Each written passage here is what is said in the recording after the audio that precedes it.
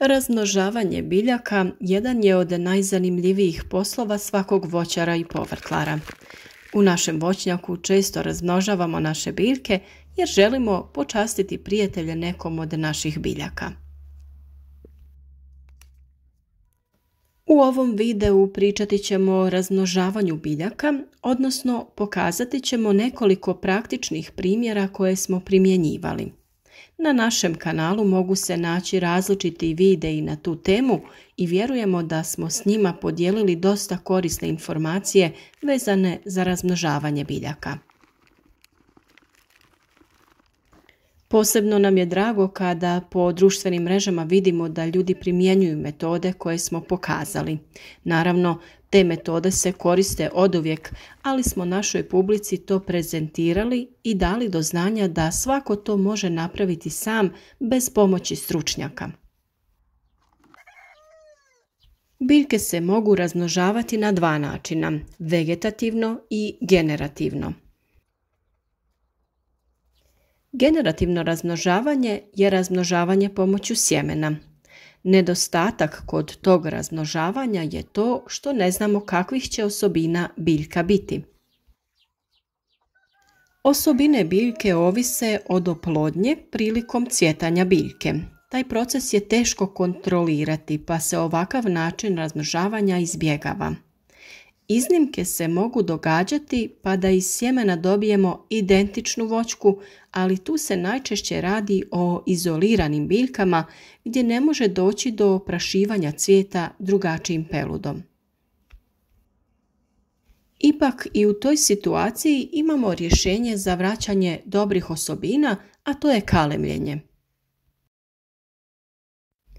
Postupak kalemljenja smo već prikazali u nekim našim videima, a budući da je kraj zime i početak proljeća optimalno vrijeme za kalemljenje, preporučujemo da pogledate i te video savjete.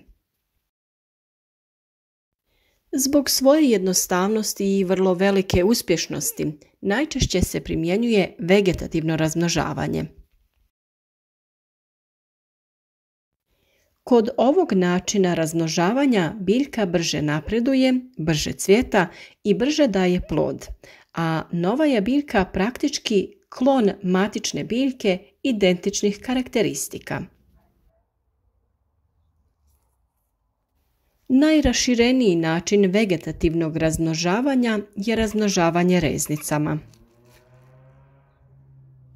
Razmnožavanje reznicama je jedan od oblika vegetativnog razmnožavanja. Ovakav način razmnožavanja je vrlo popularan s obzirom na njegovu jednostavnost i vrlo dobre rezultate, te veliki broj biljaka koje se na ovaj način uspješno razmnožavaju. Biljke razmnožene na ovaj način su po svojim karakteristikama također identične biljci iz koje su nastali. Reznica je vegetativni dio biljke, to jest list, stablo ili korijen, koji u povoljnim uslovima formiraju korijen i izdanak, te ih dijelimo u tri tipa. Tu su zelene koje razmnožavamo do sredine ljeta, onda poludrvenaste koje ubiremo do u jesen, te drvenaste kojima razmnožavamo većinu listopadnih vrsta, a uzimamo ih od jeseni. Nakon otpadanja lišća, to su potpuno odrvenjeli dijelovi stabljike. Biljka koju najčešće razmnožavamo na ovaj način je vinova loza, a način razmnožavanja pokazati ćemo kasnije u videu. U ovim kadrovima možete vidjeti jedan praktičan prikaz vegetativnog razmnožavanja biljaka.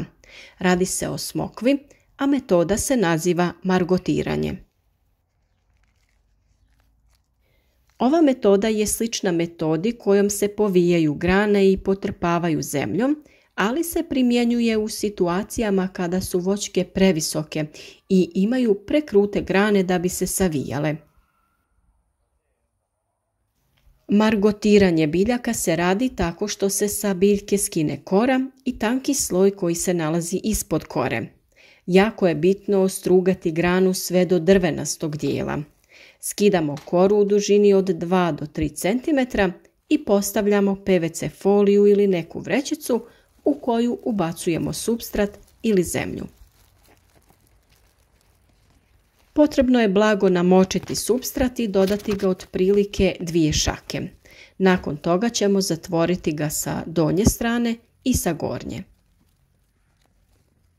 Po potrebi i kasnije se supstrat može zalijevati dodavanjem vode.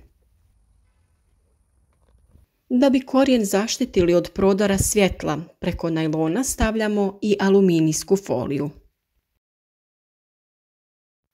Već nakon 2 mjeseca dobijamo formiran korijen i naša nova biljka je spremna za odvajanje sa matičnog stabla. U ovom slučaju radi se o razmnožavanju limuna, a postupak je primjenjiv na svim citrusima. Kod ovog postupka trebamo znati da se kora biljke sastoji od vanjske kore ispod koje se nalazi ksilem, koji provodi hranjive tvari proizvedene fotosintezom prema korijenu. Nakon toga slijedi sloj kambija, ispod kojeg se nalazi floem, zadužen za transport vode i u vodi otopljivih tvari. Važno je skinuti mekani svjetliji dio ispod vanjske kore koji je zapravo sloj ksilema i kambija. Tvrdi dio koji se nalazi ispod toga zapravo je sloj floema ispod kojeg je drvo. Time narušavamo proces kolanja tvari kroz biljku, a ona reagira tako da nastoji spriječiti da originalno korijene ostane bez energije, pa na tom mjestu počinje stvarati novo korijenje. Kada smo posadili našu novu biljku, paziti ćemo na navodnjavanje, ali ćemo je i prihraniti hranjivom za razvoj korijenja. Za tu namjenu odlično se pokazalo hranjivo Vital Power Fos, koji inače koristimo za bolje ukorjenjavanje biljaka. U ovoj fazi najbitnije je kvalitetno ukorjenjivanje. Ovo hranjivo koristimo pri presađivanju voćaka, a pri dodavanju sadnice u supstrat miješamo perlit. Ovaj prirodni materijal može se naći u prirodi u obliku vulkanske stijene. Izlaganjem visokim temperaturama dobivaju se granule koje su povećane zapremine i imaju mogućnost upijanja vode. Pored vode upija i hranjiva, pa je veoma koristan, a naročito u sušnom periodu. Često ljudi izbjegavaju ovaj materijal jer misle da se radi o hemijski oblikovanom materijalu, ali zaista radi se o potpuno prirodnoj materiji. Kada su u pitanju reznice i razmnožavanje pomoću njih, najbolji primjer na kojem možemo pokazati ovu metodu je vinova loza. Loza je jedna od najlakših biljaka za razmnožavanje kod kuće i lako se ukorjenjuje bilo iz zrelog ili zelenog dijela drveta. Sve što vam treba je nekoliko centimetara jednogodišnjeg lastara, orezan tako da sadrži okca, to jest pupoljke, i na dobrom ste putu da dobijete novi čokot iz reznice.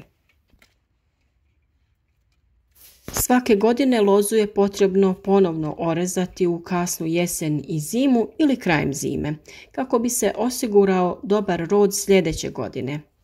Orezani lastari se često bacaju, ali uz samo malo truda možete ih pretvoriti u stotine novih biljaka.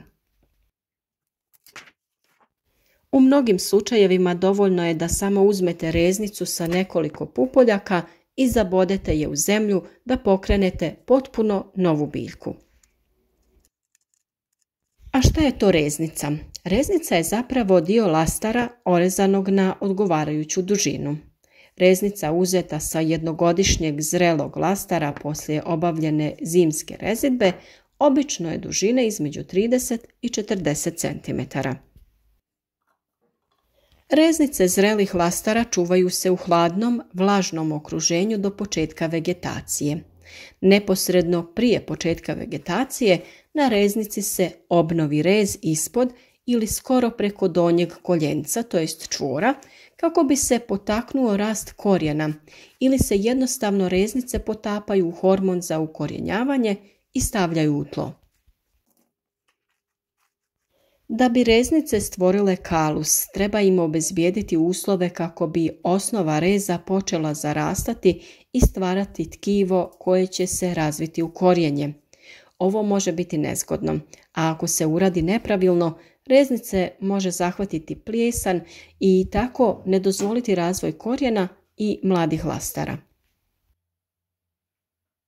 Za bolje rezultate reznice se obično stavljaju u hormon za ukorjenjavanje prije nego što se posade na odgovarajuću dubinu u vlažno tlo kojim smo popunili saksiju odgovarajuće veličine. Tlo se održava vlažnim tokom nekoliko sedmica kako bi došlo do ukorjenjavanja i kretanja pupoljaka. Pustite da se vaše reznice ukorijene, ali baš čvrsto ukorijene, prije nego što ih presadite na otvoreno mjesto početkom do sredine ljeta. Na sličan način može se ukorijeniti i bobičasto voće poput maline, kupine, ribizle i drugog voća, ali i druge biljke poput čempresa, ružmarina i lavande. Na našem kanalu možete pronaći videe na tu temu, pa se nadamo da ćete ih pogledati. Ako vam se sviđa naš rad, podržite nas tako što ćete zapratiti naš kanal, označite video sa like i podijelite ga sa prijateljima na društvenim mrežama. Svakako se nadamo da ćete primjenjivati neke od ovih ideja i da ćete pokušati razmnožiti neke od vaših biljaka. Radujemo se vašim komentarima i nadamo se da ćete nam pisati kako to vi radite, te ako imate bilo kakvih pitanja u uzgoju voća i povrća.